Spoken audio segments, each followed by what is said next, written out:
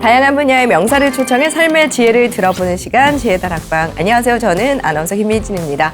여러분들은 한의학 하면 어떤 생각이 떠오르시나요? 일단 저는 한의학 하면 줄을 서시오가 떠오릅니다. 줄을 서시오. 홍춘이. 호준 씨. 네, 호준.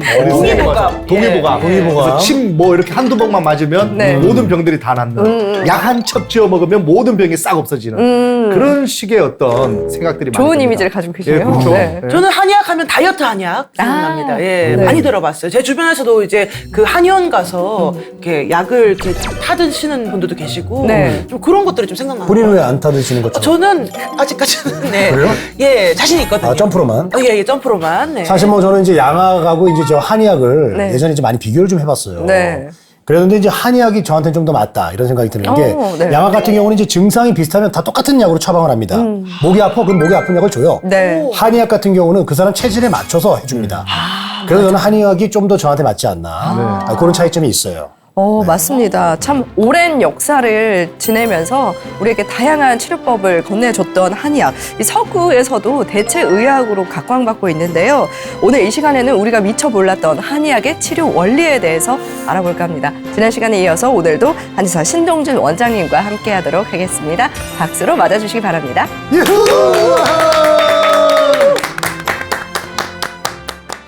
침으로 가능하고 한약으로 가능하고 뜸으로도 가능한 겁니다. 근데 한의학에서는 엑스레이나 뭐 MRI 안 찍고 치료를 하시는데 어떻게 그게 가능한지 또 궁금해요. 4체질, 뭐 128체질. 바꿀까요? 안 바뀔까요? 저도 일단 지금 바뀌질 않을 것 같아요. 바뀔 것 안 같습니다. 바뀐다 저는 안 하고 바뀐다. 바뀐다. 체질에는 두 가지가 있습니다. 한의사분들이 체질을 바꾸는데 걸리는 시간 100일 정도를 보고 치료를 해드리는 것 중에 하나는 선천 체질과 후천 체질로 나뉘죠. 뭐 그러면 이해가 되네요.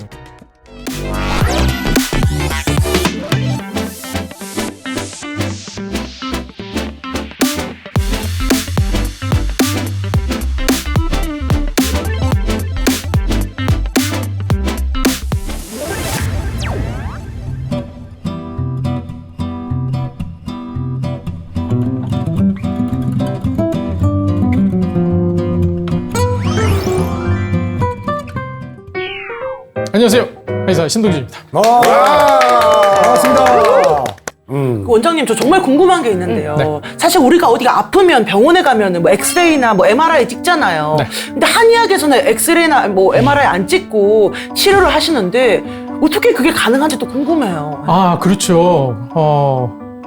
영화에도 보면, 드라마에도 보면, 진맥 장면이 나오죠. 네, 이렇게 예. 했잖아요. 여기를 예. 심지어 임금님하고 만날 때 실 잡고 이렇게. 야, 실 잡고도 맞습니다. 가능할까 봐요. 미세한 떨림을 네, 알 그런 수 있을까. 장면들이 있어서 네. 진맥이라는 부분이 한의학에서 진단술로 아주 중요한 역할을 하고는 있는데 진맥만 가지고 진단을 하지는 않습니다. 물론 현대적인 의학 기기를 전체를 사용할 수는 없다는 한계가 있지만요. 망문문절이라는 4가지 방법을 씁니다. 우선 보고, 듣고, 네. 물어보고 그 다음에 촉진하고 이런 방법을 쓰게 되어 있거든요. 진맥에 대해서 이제 실로 어떻게 진맥이 가능하냐 이런 말씀 네. 궁금하실 텐데 불가능합니다. 그렇죠. 아니 그럼요. 근데 사극에 보면 막 그런 얘기들이 예, 많잖아요. 불가능하고요.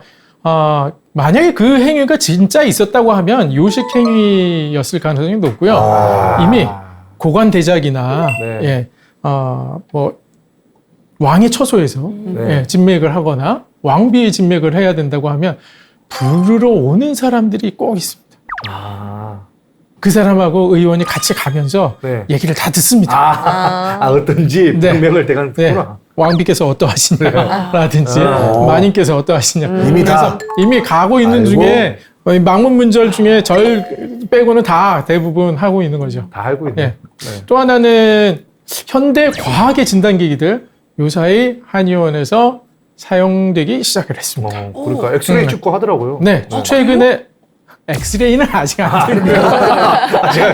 한방병원하고 착각하시면 팩트만 얘기하세요. 한방병원이었던 것 예, 같습니다. 한방병원에서는 네. 이제 의사분들과 협진하기 때문에 가능한 거고요. 일반 한의원에서도 지금 초음파 진단기기 사용할 수 있게 되었습니다. 또 혈액 검사 기기도 사용하고 있고요. 그래서 점차 이 현대 과학 문물에 따른 진단기기들이 더 한의원에 사용되는 추세로 가게 된다면 아마도 많은 변화가 생기지 않을까 해서 기대가 큽니다. 가장 현대의학하고 한의학하고 이 두 가지 중에 그래도 한의사로서 이 부분은 정말 현대의학이 따라올 수 없다. 이런 부분이 하나 있죠. 그게 뭐죠? 뭐예요? 체질의학 부분. 체질. 아까도 잠깐 말씀하셨는데 네. 예. 체질을 구분해서 예. 사람의 체질이 다르다. 그에 따라서 치료법이 달라야 된다. 이런 관점은 네. 참으로 합리적인 관점이라 생각합니다. 네. 근데 여기다가 저는 반론을 한번 제기해보고 싶습니다. 네, 그래요. 이게 체질하면 한의학에서 한 4가지 정도 있는 걸로 알고 있거든요. 사상 체질 네. 말씀이시죠? 예, 그러다 보니까 사람을 어떤 종류를 나눌 때 어떻게 네 분류로 할 수 있을까라는 그런 생각이 살짝 들긴 하거든요. 네. 저는 팔체질도 들어봤어요. 팔체질이 있어요? 네. 네. 맞습니다. 팔체질도 있고요. 네. 한의사 부분에 따라서는 64체질, 뭐 128체질. 그러면 글쎄 있구나. 이동엽은 그러면 의심 많은 체질이네요. 예. 맞아요. 네. 그래서 체질은 정확히 얘기하면 지구에 살고 있는 인류의 숫자만큼 존재한다라고 볼 수가 있겠죠. 그렇다고 봐야 네. 어떻게 되죠. 보면 또 그렇죠. 사람이 다 똑같은 사람은 없으니까요. 네네. 쌍둥이 조금 비슷할 수는 있겠습니다만. 네. 근데 그 많은 사람들의 체질을 구분하다 보니까 이렇게 그룹으로 나뉘게 되는 것이지 어느 한 그룹에 완벽하게 속하는 사람들은 많지 않습니다. 단적으로 사상 체질의 진단 방법, 체질 진단 방법은 기준이 3가지, 4가지 정도가 있거든요. 첫째는 몸 형태를 봅니다. 몸. 네. 뭐 흉곽이 큰지 아니면 골반이 큰지 목선이 발달했는지 아니면 허리선이 발달했는지 이런 걸 보고 우선 진단을 하거든요. 두 번째는 성격을 보고 또 진단을 합니다. 네. 이 사람의 성격이 내성적인지 외향적인지 아니면 또 일처리하는 모습을 또 보기도 합니다. 한 성격하는 사람은 어떻게 봅니까? 한 성격하는 사람은 양인으로 보죠. 양인으로. 예. 아, 근데 그렇구나. 한 성격하고 완전히 토라져서 삐뚤어져서 얼굴도 안 본다? 와. 소심한 사람이라면 소인의 병이라고 어. 이렇게 또 틀리단 말이죠. 그리고 마지막으로 진단하는 방법. 네. 임상적으로는 이것이 가장 의미가 있는데 네. 약에 대한 반응을 살펴보는 진단법이 있습니다. 몸에서 일으키는 거. 그렇죠. 오. 네. 선생님 저 인삼 못 먹어요 하시는 분들이 있단 있어요. 말이죠. 인삼 뜨겁잖아요. 네. 네. 양이는 못 먹는 음식인 거죠. 못 뜨거우니까. 먹는 약재인 거죠. 그래서 우선 인삼 드시고 열불이 난다든지 아니면 또 속이 답답해서 못 먹는 분들은 음인 쪽에서 찾아야겠죠. 소음이나 태음이나 그렇습니다. 그래서 뭐 몸에서 두드러기가 나거나 그런 게 그렇죠, 맞습니다. 이제 체질에 기인해서 네, 체질에 안 맞으니까 이분은 뜨거운 성질의 약재는 맞지 않구나라고 판단을 하고 차가운 약재 위주로 약을 쓰게 되는 거죠. 근데 지금 말씀드린 이런 기준에 따라서 판단을 해도 네. 첫 번째도 소양인, 두 번째도 소양인, 세 번째도 소양인 이렇게 나오는 분들이 많지 않다는 거죠. 그럼 체질이 바뀔 수 있는 거예요? 그게 또 다른 문제인가요? 예리한 질문을 하십니다. 네. 예. 아주 예리한 질문인데요. 예. 바꿀까요? 안 바뀔까요? 저도 질문 바뀌질 않을 것 같아요. 바뀔 것 안 같습니다. 바뀐다 저는 안 한 번, 바뀐다. 바뀐다 한 번. 네, 막 다이어트 하면 체질 바뀐다 이런 얘기 많이 들어봤습니다. 그렇죠. 저도 그런 얘기 하면서 바뀌지 않는다는 분께 하지만 반론을 나중에 드려요. 요야로 다시 돌아오더라고. 결국은 다시 근데 뭐 체질 맞습니다. 개선, 예. 체질 개선이란 말이 있어가지고. 맞습니다. 예, 왜 예. 한의원에 가시면 한의사분들이 많이 하는 저도 많이 쓰는 말 중에 하나는 체질을 좀 개선하시면 훨씬 좋아지십니다. 이런 얘기 하잖아요. 네. 그럼 체질은 바뀔 수 있는 거 아닙니까? 왜? 어떻게 생각하세요? 잠깐 바꿔놓는 거죠 뭐. 잠깐. 나는 이렇다면 이렇게 사는 거지. 예. 가식적으로 사는 거지. 역시 의심이 많은 체질이에요. 의심이 많은 체질이에요. 많습니다. 네, 제가 정리를 좀 해드리면 네. 체질에는 두 가지가 있습니다. 네. 선천 체질과 후천 체질로 나뉘죠. 뭐 그러면 이해가 되네요. 네, 그렇죠. 바뀌지 않는 게 있는 거예요. 선천 체질, 어머니 아버지에게 받은 내 몸의 유전자라고 보시면 돼요. 네. 그 유전자는 바뀌지 않죠. 네. 하지만 어쩐지 아버지 어머님이 제 아저씨거든요. 저는 엄청 뭔가 많이 먹고 클 줄 알았는데 요만해졌습니다. 아이고, 그러셨군요. 이런 것들이죠. 맞습니다. 체질. 예, 아무리 밖에서 뭐 어떻게 해도 한의사도 못 바꾸고 뭐 화타와 편자기 와도 못 바꾸는 체질. 예, 그게 바로 선천 체질이고요. 후천 체질은 예상하시죠? 네. 나의 생활 습관 그리고 어떻게 살아왔는지에 따라서 바뀌는 체질인 겁니다. 네. 이 후천 체질 중에 가장 유사히 과학적으로도 어느 정도 받아들여지고 있는 건 장내 환경에 따른 체질이에요. 오, 네. 장래. 기억하실지 모르겠지만 네이처지라는 아주 유명한 과학 네. 저널에 나온 게 있었어요. 내 장내 세균 중에 어떤 균이 우세하면 네. 나는 비만 체질이 될 수밖에 없고 아. 또 어떤 체질이 날씬한 사람들은 그 세균들이 적다 이런 발표가 났었거든요. 결국 한의사분들이 체질을 바꾸는데 걸리는 시간 100일 정도를 보고 치료를 해드리는 것 중에 하나는 바로 장내 환경을 바꿔드리는다에 방점이 찍혀 있는 겁니다. 네. 그래서 보통은 그럼 뭐 한약 먹으면 뭐 유산균이 많이 생기나요? 이런 질문도 가능한데요. 네. 생깁니다. 어. 실제적으로 실험 논문도 있어요. 네, 보중이끼탕 한번 들어보셨을까요? 보중이끼탕이라고 가운데 부분을 보호해서 기운을 늘리는 처방이다 해서 보중이끼탕인데 보중이끼탕을 실험 동물에게 투여한 결과 투여하지 않은 실험 동물에 비해서 장내 유익균의 수가 30배 이상 많았다라는 논문들도 있습니다. 와. 그래서 보약 종류들 한약을 사용하는 방법도 장내 환경을 개선하기 위한 방법 충분히 설득력 있고 과학적인 방법다라고 말씀드릴 수가 있습니다. 한의학에서의 치료법 이제 말씀하셨으니까 치료 방법 중에 생각나시는 치료 방법들 한번 손꼽아 주시겠어요? 뭐 침 맞고 뜸, 뜸. 이 정도. 뜸도 해보셨어요? 네, 뜸도 해봤죠. 오, 그러시구나. 삐거나 다쳤을 때. 네. 뜸 뜨더라고요. 뜸을 어떻게 뜨셨어요? 그 뭐 직접? 아니요, 제 말고 그 의사 선생님이 이렇게 그러니까요. 예, 피부 위에 뭘 얹어놓고 얹어놓고 그 뜸 맞습니까? 뜸 맞죠? 뭔가 태웠다 하면 네. 뜸은 맞아요. 뜸. 네. 그리고 또 침하고 뜸이 있고 또 부항. 그렇죠. 부항도 부항을 있죠. 하더라고요. 아유 여성분들이 좋아하세요 부항을 또. 등 나중에 목욕탕 가면 등 뒤에 네. 시뻘겋더라고요. 네. 네. 이런 추나요법. 추나요법 네. 맞습니다. 추나요법도 아주 훌륭한 네. 치료 기술 중에 그리고 하나죠. 나중에 이제 마지막 보약 아닙니까? 그렇죠. 보약 한 첩 지어 먹어야죠. 한 첩만 지시면 안 되고요. 한 몇 째 드셔야죠. 그래요?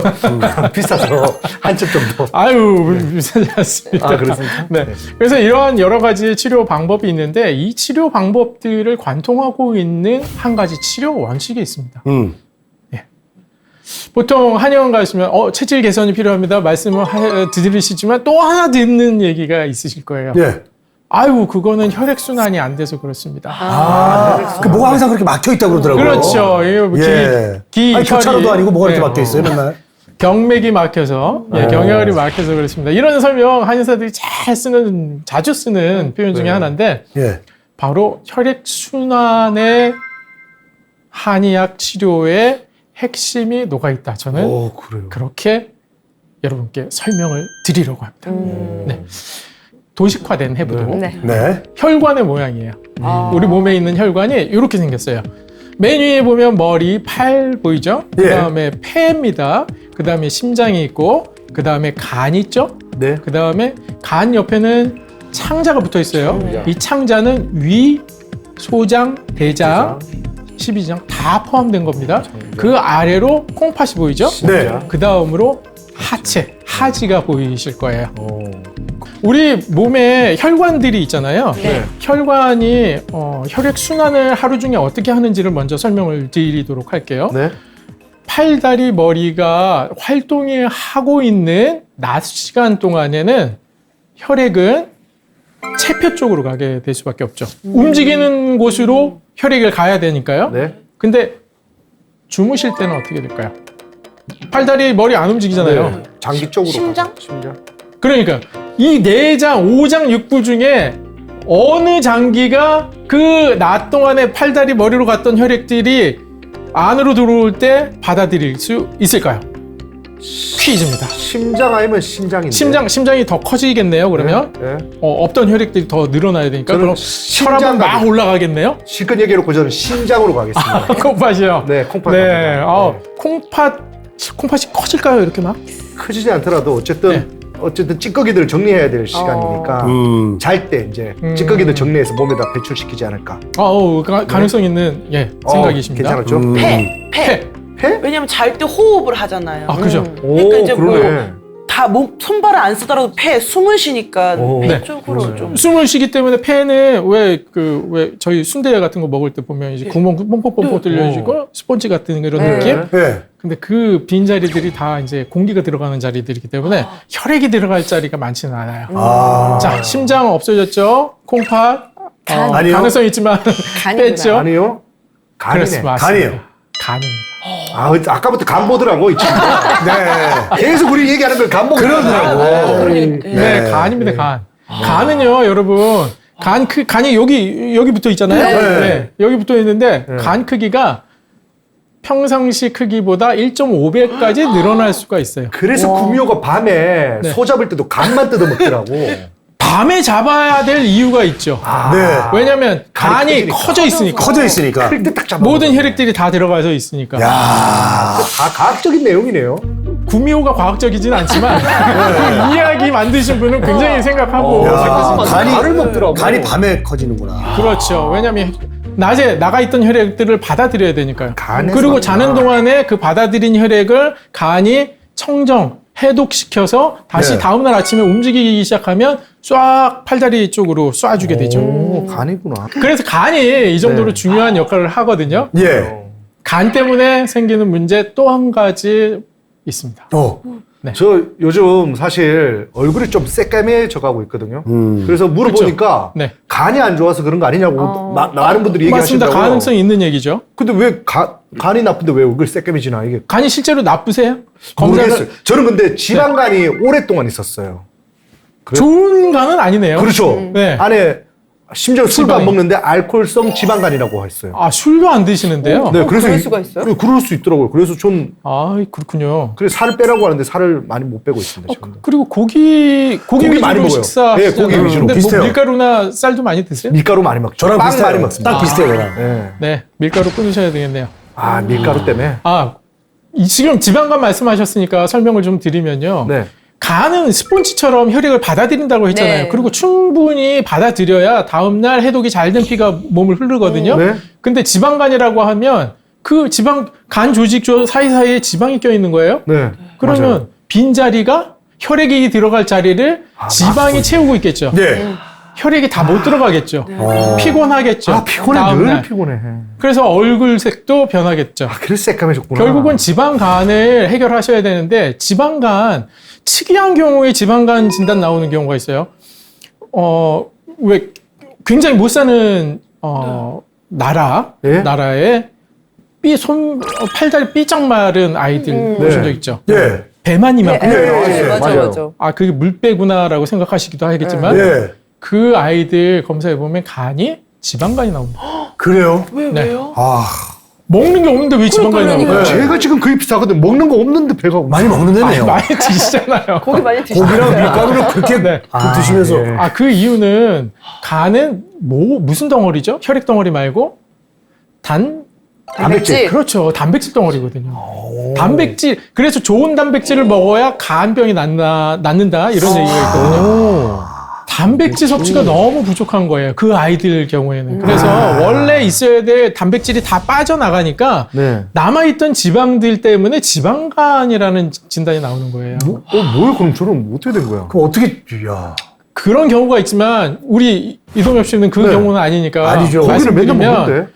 잉여 지방이 생긴 거예요. 잉여 에너지가 잉여 너무 지방. 많아서 고기를 드시건 밀가루를 드시건 둘 중에 하나만 드십시오. 아니면 그렇게 먹고 운동을 하든가. 그렇죠. 걷지도 않아요. 운동도 안 해요? 걷지도 않습니다, 이동엽은. 저는 엘리베이터 없으면 가지도 않습니다. 예. 그럼 운동부터 시작하시면 딱 좋겠습니다. 편의점에 차를 끌고 갑니다.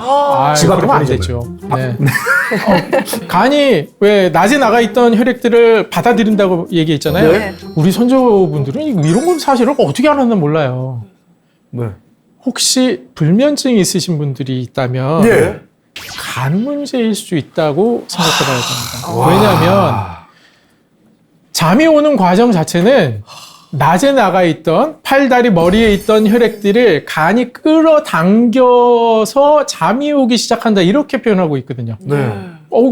굉장히 선지자들 아니십니까, 그분들? 우와. 예, 이런 사실을 어떻게 아셨는지. 그래서 간이 혈액들을 끌어당기지 못하면 머리에 혈액이 남아있기 때문에 잠이 오지 않는 거예요. 그래서 저 잠을 못 자거든요. 아, 그러세요? 네. 지방간 지방간 때문에. 없애시면 잠까지 해결되실 가능성이 있다는 거죠. 저는 일단 잠은 드는데 새벽에 좀 두어 번 깨요. 아, 중간에 좀 깨신다. 예, 그거는 네. 뭐 감면증인가요?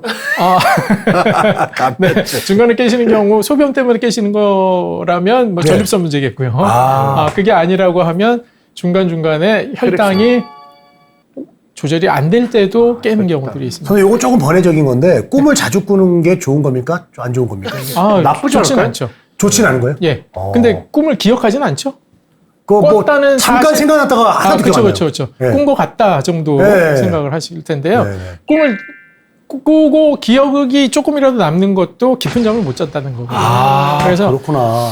아무 생각 없이 꿈도 없는 잠을 주무셔야 깊고 편안한 잠을 그래, 그래. 주무셔야 근데 우리 맞아. 아이들한테 꿈과 희망을 가져라는데 꿈을 아니 그게 무슨 꿈이에요, 그 꿈이? 그런 꿈을 가지셔야죠. 그래서 네, 오장육부와 말씀드렸는데 여기서 또 한 가지만 더 체크하실 것. 예. 간에 연결되어 있는 창자가 중요합니다. 창자. 네. 여기 보이는 창자에 생각하시는 모든 소화기관은 다 들어가 있는 거예요. 네. 나머지 위하고. 중에 소화기관이라고 얘기할 만한 거 하나도 없죠. 네, 콩팥 위랑 아니죠. 뭐 없어요. 심장 당연히 아니죠. 폐도 아니죠. 네. 위장, 십이지장, 네. 소장, 대장, 네. 직장까지 짱. 다 창자예요. 아, 창자. 그 혈액은 어디로 갑니까? 바로 심장으로 못 올라가요. 네. 간을 거쳐서만 가게 되어 있어요. 간이 중요하네. 그래서 간이 굉장히 중요해요. 진짜 중요하네. 네. 소장에서 흡수된 영양분들은 영양분만 들어오기 힘들겠죠. 같이 바이러스 같은 것들도 세균 같은 것들도 들어올 가능성이 있죠. 그래서 간은 그러한 세균들을 잡아내는 보호 세포들이 따로 있습니다. 그 쿠퍼셀이라고 합니다. 그래서 무슨 쿠퍼 프로젝트 뭐 이런 네. 광고도 있지 않습니까? 네, 네. 간 건강하게 하는 그런 광고인 거죠. 이것도 그게 중요해서 말씀을 드린 거고요. 이 정도 되면 웬만한 해부학적인 혈액순환 지식은 많이 습득을 하신 겁니다. 이 중에서 뭐 힌트가 이 중에서 퀴즈 하나 또 드리자면 예.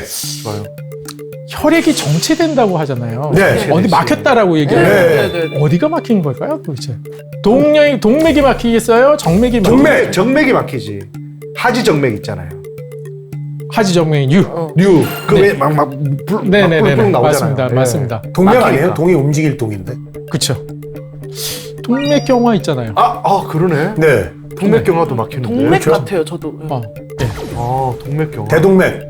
막히는 건 어디든 막힐 수 있습니다. 예, 예, 예. 그렇다면 어디가 위험하겠어요? 동맥이 막히는 게 위험합니다. 그쵸. 네. 왜냐하면 동맥은 혈압 자체가 뭐 120 넘는 혈압들이 가는 혈관이기 때문에 여기가 막혀 있다 그러면 어딘가 터질 수밖에 없기 네. 때문에 동맥 막히는 건 위험해요. 근데 정맥은 막혀도 우회로들이 있기 때문에 그리고 정맥 자체는 혈류가 빠르지 않아요. 네, 모세혈관을 다 지나서 모인 혈액들은 천천히 올라가요. 그러면 넓이를 용적을 따져보자고요. 용적은 어느 게 더 크겠습니까? 동맥이만 크겠습니까? 정맥이 많겠습니까? 동맥이 클 거예요. 다 합쳐보면 정맥이 좀 더 많다고 봐야 돼요. 정맥이요? 동맥은 탄력이 굉장히 있죠. 왜냐하면 혈압을 다 견뎌내야 네. 되니까. 근데 정맥은 탄력이 별로 없어요. 네. 그냥 주변 조직이 누르고 있으면 짜부러지고 주변 조직이 늘어지면 늘어나 있고 이런 상황이에요. 그래서 한의사들이 혈액순환을 중요시할 때 가장 동맥이냐 정맥이냐를 놓고 판별할 때는 정맥에 대한 정맥. 혈액순환을 더 중요하게 생각합니다. 한의사들은 혈액순환을 어떻게 조정할 것이냐의 문제가 다음에 나오는 겁니다. 머리, 폐. 좀 더 간단하게 만든 모식도인데요. 자, 우심방 글자 찾아보세요. 있죠? 보입니다. 네. 왼쪽에. 네. 우심방에 위아래로 들어오는 화살표 있죠? 네. 이게 정맥이에요. 대정, 크게 두 개가 있죠. 정맥, 대정맥하고 대정맥 그리고 대정맥입니다. 상하에 하나씩 있거든요. 그리고 그 아래로 보면 간에서 나오는 길 하나 있죠. 그리고 그 아래 보면 콩팥에서 오는 길 하나 있죠. 네. 또 폐에서도 또 연결된 혈관이 있습니다. 네. 1, 2, 3, 4를 적어놓은 게 바로 한의사들이 주요하게 생각하는 길이에요. 네. 비유를 해서 말씀드리자면 외곽순환도로 2개가 있고 내부순환도로 2개가 있습니다. 외곽순환도로는 머리로 가는 거가 하나가 있고요. 다리 쪽으로 가는 게 하나 있어요. 근데 다리로 가는 건 골반과 연결돼 있어요. 내부순환도로는 2가지가 있는데 나누는 방법 횡격막 기준. 횡격막 기준으로 위에 내부순환로 하나, 아래 내부순환로가 하나가 있는 거예요. 정체가 일어났습니다. 정체가 일어나면 혈액 정체가 일어난 거죠. 그럼 어디든 문제가 생기기 시작했다는 거예요. 그렇다면 만약에 내가 두통이 생겼네요. 1번 순환로에 문제가 생겼죠. 네. 어떻게 해결할까요? 정체가 생긴 도로를 우회시키는 방법이 필요하죠. 그렇죠. 우리가 길 가다가 길이 한쪽이 막혔으면 돌아가야지. 도로공사 교통안내방송에서 네. 그 길 막혔으니 어느 길로 가세요라고 안내해 주죠. 예. 근데 그 안내도 중요하다는 거예요. 왜냐하면 안내에서 우회로로 들어갔는데 거기도 또 다 차들이 몰려서 막히면 안 되잖아요. 네. 그래서 지금 가장 잘 뚫려 있는 도로로 차량들을 모아줄 필요가 있는 거예요. 예를 들겠습니다. 제가 머리가 아픕니다. 근데 자 2번 순환로는 폐, 3번 순환로는 소화기예요. 제가 소화는 자신 있어. 머리가 아파. 근데 기침을 좀 해요. 폐는 좀 약한 것 같아요. 네. 그럼 어디로 우회시켜야 돼요? 3번으로 가야죠. 그렇죠. 3번 우회로로 혈액을 돌려줘야죠. 한의학적인 치료 방법은 바로 이거예요. 네, 내가 머리가 아프면 이분이 소화가 괜찮으신지, 소화기 쪽에 혈액순환로가 튼튼한지, 아니면 흉곽 쪽에 혈액순환로가 튼튼한지, 아니면 다리 쪽이 튼튼한지를 판단해서 그쪽으로 혈액을 모아주는 것. 그러면 머리에 생긴 정체가 풀리면서 두통이 사라지는 거죠. 이런 방식을 쓰는 게 한의학적인 치료 원리라는 겁니다. 방식은 네. 그 아까 말씀드렸던 4가지 침으로 가능하고 한약으로 가능하고 뜸으로도 가능한 겁니다. 예, 이런 방식을 쓰는 거죠. 이게 굉장히 합리적인 방식 아닙니까? 네. 실제로 한약을 보면요, 한약 이름 딱 있고 그 옆에 귀경이라고 적혀 있어요. 예. 귀경은 귀, 돌아갈 귀자. 예, 귀경길. 예, 맞습니다. 예. 그때 경은 이제 뭐 고향이나 서울을 얘기하지만 경은 경락이에요. 경락. 그래서 귀경을 보면 폐 이렇게 써 있는 건 폐로 가는 약인 거예요. 예. 그 약이 예. 위 써 있으면 위로 가는 약이에요. 위로 가는 약. 위로 가는구나. 예, 예. 콩파 써 있으면 콩팥으로. 이렇게 약마다 우리 선조들은 다 규경을 적어 놓으셨어요. 어떻게 알았을까? 네, 그러니까요. 그거 어떻게 하셨을까요? 그럼 저희들이야 감사하게 쓰고 있을 예. 뿐이죠. 어떻게 그렇게 그걸 네, 연구를 그래서 하셨죠? 만약에 위장 쪽에 혈순환로를 넓혀줘야겠다. 그러면 따뜻한 약을 써야겠어요? 찬 약을 써야겠어요? 위장. 따뜻한 넓혀줘야 되니까. 넓혀줘야 돼? 따뜻한 거. 따뜻한 거죠. 따뜻한 약을 쓰면 넓혀지는 거예요. 네. 반면에 찬 약도 있어요. 네. 위로 가는데 찬 약도 있다니까요. 그 경우는 위를 좁혀주는, 좁혀주는 줄여주는 거예요. 그런 아유, 약이겠죠. 이런 걸 조합을 해서 처방을 하는 게 한의사들인 거예요. 야, 아까도 말씀드렸죠. 혈액순환이 가장 중요하다. 첫 번째 치료법. 네. 한의학 치료 원리 중에 하나 혈액순환, 두 번째 치료 원리 체질의학. 예, 체질의학에 체질의학. 대해서 설명 좀 드리도록 하겠습니다. 치즈. 아니 근데 그 체질이랑 이 혈액순환이랑은 또 무슨 또 관련이 있는지 궁금해요. 아, 그렇죠. 아까 이제 사상체질 말씀드릴 때 어디가 더 발달됐다라는 체형으로 따질 때 네. 그런 골반. 얘기 했었잖아요. 그 발달된 부분으로 혈액순환이 더 잘 되는 체질이다라고 판단할 수가 있어요. 사상체질에서는 그래서 간대 폐소 이런 얘기를 합니다. 간이 크고 폐가 작다 이런 얘기를 하는데 그것도 간 쪽의 혈액순환은 원활하고 폐 쪽의 혈액순환은 원활치 않구나라고 해석할 수가 있거든요. 그거 외에도 아까도 말씀드렸지만 체질의학 사상체질이건 팔상이건 64체질이건 나누기가 쉽지가 않다. 전문적으로 배우셔야 그래도 확률이 높아진다. 근데 지금 이 짧은 시간에 여러분들에게 체질 나누는 방법 제가 알려드리려고 준비해서 나왔거든요. 네. 가장 간단하고 가장 합리적인 방법으로 여러분들 체질을 나눠드리겠습니다. 예. 좋아요. 어떻게 해요? 너무 방법. 좋습니다. 뜨거운 체질과 찬 체질. 우선 이거 2개로 나누세요. 예. 보통 내 체질이 뭔지 좀 알려주세요 라고 오시는 분은 네. 내 몸에 맞는 음식이 뭔지 궁금해서 오시는 분들이 많아요. 왜냐하면 내 체질에 맞는 음식을 먹으면 건강하고 그렇지 않으면 건강을 잃게 되겠다라고 생각하시기 때문이거든요. 근데 사상 체질 나누다 보면 겹치는 것도 많다고 말씀드렸죠. 네. 우선 이 두 가지만 가지고 시작을 하세요. 네. 내가 뜨거운 체질이야. 그러면 당연히 차가운 음식이 좋겠죠. 네. 차갑다는 건 온도가 차갑다는 의미도 있지만 성질 자체가 찬 것도 성질이. 있어요. 예, 성질이 차갑거나 온도가 차가운 음식이. 네. 그리고 내가 찬 체질이야. 그러면 온도가 뜨겁거나 뜨거운 성질이 체질. 뜨거운 음식을 드시는 게 맞겠죠. 자, 그렇다면 과연 내가 뜨거운 체질이고 차가운 체질은 뭘로 구분을 해야 되느냐? 그거 어떻게 알 수가 있는 어떻게 거예요? 알아요? 몸에 열 많은 사람. 1차적으로 몸에 열이 많으면 뜨거운 체질이죠. 스스로 아는 사람들은 정말 조금 극단적으로 가 있으신 분들이죠. 손발이 계속 차고 아랫배도 차요. 네. 그럼 찬 체질 가능성이 거의 그래요? 99%죠. 근데 선생님 저는 반대로 손발은 엄청 뜨겁거든요. 네. 근데 아랫배는 엄청 차가워요. 엄청 뜨겁고 엄청 차갑고요. 네. 아, 그거는 잘 때 이불을 안 덮고 자서 그래요. 아니, 그냥- 아까 계속 말씀드리죠. 네. 지방간 있으시죠. 네. 간이 혈액을 못 당기죠. 네. 그럼 팔다리에 가 있던 혈액이 안 들어오면 계속 여기 남아 있겠죠. 아이고야. 네. 결국은 안으로 그냥 뭘로 가도 다 저는 간이네요. 무조건 간이네. 지금 더 이상 뭐 얘기할 필요 없어요. 다이어트를. 네, 맞습니다. 더- 다이어트 하세요. 선생님. 지방간. 이동희 씨 빨리 입원하세요. 야, 저 체질도 못 찾겠네 지금 간 때문에. 자, 뜨거운 체질인지 차가운 체질인지 아실 수 있는 방법, 가장 간단한 방법 중에 하나는 네. 대소변을 판별하는 거. 대소변? 그거 어떻게 해요? 그래요? 신기하다. 제가 변비예요? 네. 그럼 제 몸이 찬 거예요? 뜨거운 거예요? 차가운 거 차가운 같아. 거. 뜨거운 거 아니에요? 뜨거운 거야? 차가운 걸. 저랑은 완전 다른 생각이죠. 그럼 제가 설사를 계속해요. 그러면 차가웠어. 둘 다 차갑잖아요. 그럼. 아 맞네. 자, 어렵다. 네, 정리해 드릴게요. 네. 뜨거운 체질은 변비예요. 아, 뜨거운 체질이 변비. 변비가 수분이 날아간 변이잖아요. 그러니까 수분이 날아가는 상황은 뭐예요? 몸에 열이 있다는 거죠. 네. 그래서 변비는 뜨거운 체질이고요. 야. 또 수분이 날아가는 건 소변이 적어지겠죠. 소변량이 적어요. 이상하네. 평상시에 보는 횟수도 적고 그러면 이 뜨거운 체질이라고 보는 거죠. 그리고 차가운 체질 그 반대입니다.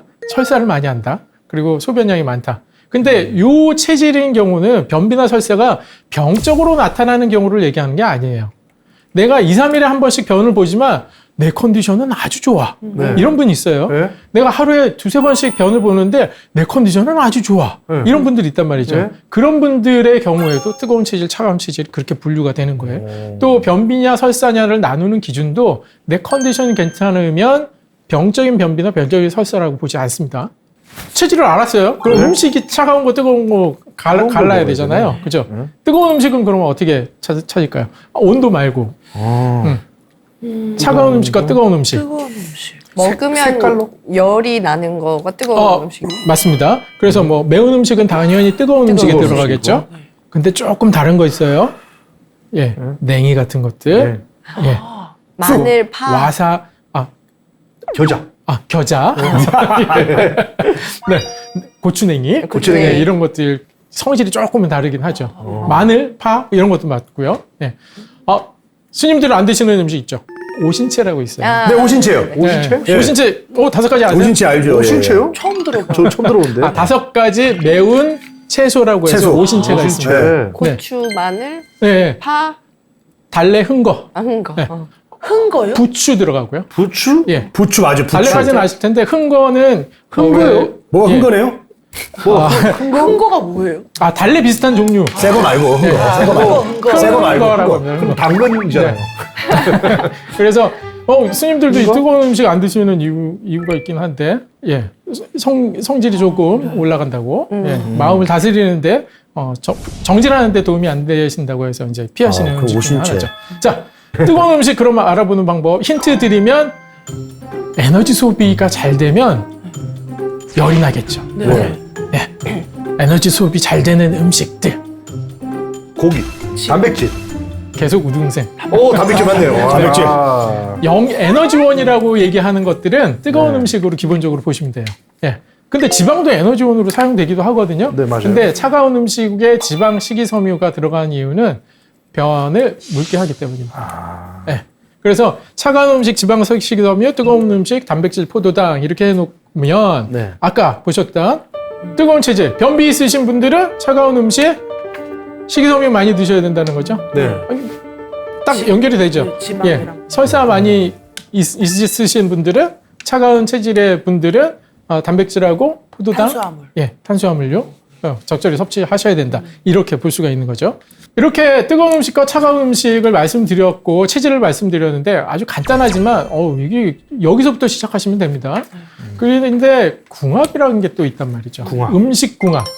네. 일반적으로 얘기하는 음식 궁합들이 어떤 원리에 의해서 만들어진 것인지 설명을 좀 드리자면 궁합이 좋다라고 하는 건 차가운 것과 따뜻한 게 같이 들어간다. 합쳐졌을 때 궁합이 좋다고 얘기해요. 그래서 보쌈 먹을 때 그 젓갈 그 새우젓 딱 찍어서 먹잖아요. 그거 궁합이 좋은데 차고 뜨거운 것의 기준은 아니에요. 아니에요? 네, 그것은 새우젓이 단백질 소화 작용이 있기 때문에 그렇습니다. 좋다는 차고 거고요. 뜨거운 거 아니었어요? 네. 궁합은 그래서 차가운 음식과 뜨거운 음식을 같이 합쳐 놓아서 그럼 성질이 뭐가 되겠어요? 열성이 되겠어요? 한성이 되겠어요? 중성. 중성이 되는 겁니다. 그래서 좋은 그 음식 궁합이라는 건 중성의 음식을 얘기하고 음식이라는 건 우리가 계속 먹어야 되잖아요. 100년 이상 먹어야 되는 게 음식 아닙니까? 어느 한쪽으로 성질이 치우쳐 있으면 내 몸에 변형이 온다는 거예요. 그래서 항상 중성 음식을 먹어야 된다. 네. 그래서 서로의 성질이 중화되는 음식 조합을 만드는 게 좋은데 매운 게 있으면 좀 싱거운 것들 아니면 조금 차가운 것들 이렇게 합쳐야 된다는 거고요. 네. 서로 부족한 성분을 보완해주는 음식 조합인데 이 조합의 대표적인 거 여러분들이 의아해하실 음식 조합을 보여드릴 거예요. 네. 중성으로 만드는 음식 궁합에 의해는 이렇게 됩니다. 붉은색 고기를 드실 때는요. 예. 뿌리 채소가 어울리고요. 흰색 생선을 드실 때는 잎 채소가 어울립니다. 저는 반대인 줄 알았어요. 반대죠. 우리 쌀 먹을 때 그렇게 먹는데. 그러니까. 돼지고기 숯불 구워서 쌈 채소가 나오면 그거 대부분 잎사귀죠. 네. 잎사귀죠. 예. 뿌리 채소는 뭐예요? 깻잎. 예. 무죠. 무. 무, 당근. 무를 이런 거, 싸먹기도 양파. 해요. 무. 예. 싸먹긴 그렇죠. 하지만 무쌈. 무쌈. 그래서 고기는 빨리 붉은 고기는 무쌈에 쌈을 드시는 게 궁합적으로는 맞다는 거예요. 무쌈 좋아요. 네. 근데 붉은 고기도 구워버리면 허해지잖아요. 네, 너해 보이지 않던데요. 그래요? 예. 알겠습니다. 거해지진 않아요. 네. 끝날 때 됐는데 우등생 상장을 빼줘야 될 것 같은데. 예. 마지막에 그 이상한 소리 해가지고. 막판에. 흰색 생선의 경우에는 잎채소인데요. 잎채소. 이유가 있어요. 혈색소와 엽록소요? 엽록소, 파란빛을 식물의 파란빛은 엽록소죠. 엽록소. 그리고 고기의 붉은빛 혈색소. 혈색소라고 불러요. 미오글로빈 뭐 이런 거죠. 근데 구조가 똑같아요. 뭐 가운데 있는 철하고 원소만 달라요. 가운데 이게 포르피린 4개 분자의 구조, 햄 구조라고 하는데 가운데 철이 있으면 빨간색이 나타나고요. 빨간색. 마그네슘이 들어가면 초록색이 나타나요. 초록색. 그래서 엽록소는 피하고 같다고 봐요. 이 설명을 들으시면 아까 보신 왜 붉은색 고기와 잎채소를 궁합이 맞다고 얘기하지 않는지 아시겠죠? 네. 예, 같은 성질이라서 그럽니다. 음식 궁합에 이런 경우를 말씀드린 거고 이건 중성이라는 뜻이잖아요. 네. 근데 약으로 쓸 때는 이렇게도 씁니다. 붉은색 고기하고 잎채소를 드셔야 될 분이 있어요. 나. 어떤 분입니까? 저요, 근육이 없을 때. 매우 없으신 분. 근육이 부족. 근육이 부족하니까 혈색소 자체도 부족하겠죠? 빨간색 자체도 부족할 거고. 그러니까 잎사귀에 있는 엽록소까지 다 넣어줘야 된다는 거예요. 붉은색 고기 잎채소. 네. 흰색 생선하고 뿌리채소 같이 드셔야 될 분들, 근육이 매우 많은 분들. 사람. 명선이. 네, 저 계속 근육이 헬스 하시는 분들, 예, 그런 분들은 안전하게 흰색 생선하고 뿌리채소를 드시는 게 안전하죠. 네. 아쉽습니다. 이게 이렇게 해서 사회에 걸친 강의가 끝났습니다. 여러분 강의 들어주셔서 정말 감사하고요. 음식이 내 몸에 미치는 영향들 제 주제의 핵심 주제였는데요. 많이 한 번쯤 더 생각해 보시고 건강하게 삶을 꾸려나가시기 바랍니다. 감사합니다.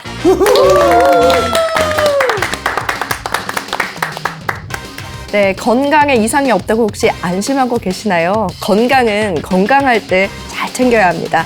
4주간 배운 정보들로 하루하루 더 건강해지시기 바랍니다.